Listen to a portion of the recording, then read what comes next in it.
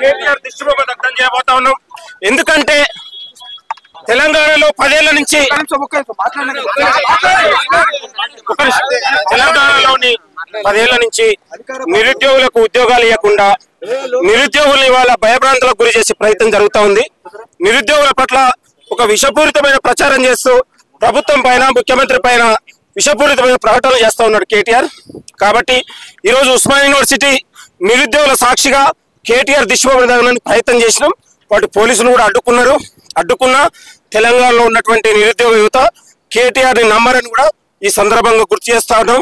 ముఖ్యమంత్రి రేవంత్ రెడ్డి గారు నిరుద్యోగుల కోసం ఉద్యోగాల భర్తీ చేస్తుంటే కొంతమంది ఓర్వలేక దీని ప్రయత్నం జరుగుతుంది.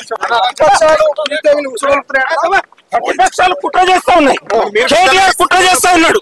ఇవాళ ఢిల్లీ అని గల్లీ అని దీన్ని ఓర్వలేక దీని ప్రయత్నం జరుగుతా ఉంది.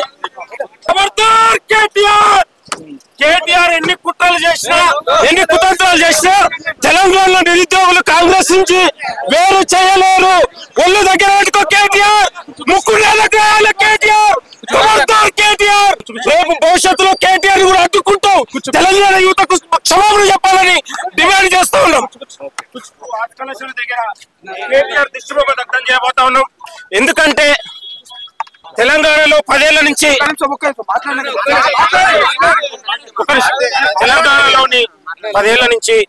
నిరుద్యోగులకు ఉద్యోగాలు ఇవ్వకుండా నిరుద్యోగుల్ని ఇవాళ భయభ్రాంతులకు గురి చేసే ప్రయత్నం జరుగుతూ ఉంది. నిరుద్యోగుల పట్ల ఒక విషపూరితమైన ప్రచారం చేస్తూ ప్రభుత్వం పైన ముఖ్యమంత్రి పైన విషపూరితమైన ప్రకటనలు చేస్తూ ఉన్నాడు కేటీఆర్. కాబట్టి ఈరోజు ఉస్మానియా యూనివర్సిటీ నిరుద్యోగుల సాక్షిగా కేటీఆర్ దిష్టిబొమ్మ దగ్ధానికి ప్రయత్నం చేసినాం. వాటి పోలీసులు కూడా అడ్డుకున్న తెలంగాణలో ఉన్నటువంటి నిరుద్యోగ యువత కేటీఆర్ ని నమ్మరని కూడా ఈ సందర్భంగా గుర్తు చేస్తా ఉన్నాం.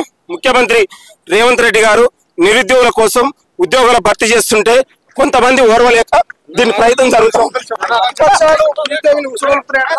ప్రతిపక్షాలు కుట్ర చేస్తా ఉన్నాయి.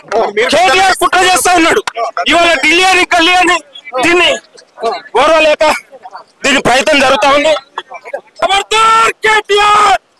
కేటీఆర్ ఎన్ని కుట్రలు చేసినా ఎన్ని కుతంత్రాలు చేసినా తెలంగాణలో నిరుద్యోగులు కాంగ్రెస్ నుంచి వేరు చేయలేరు.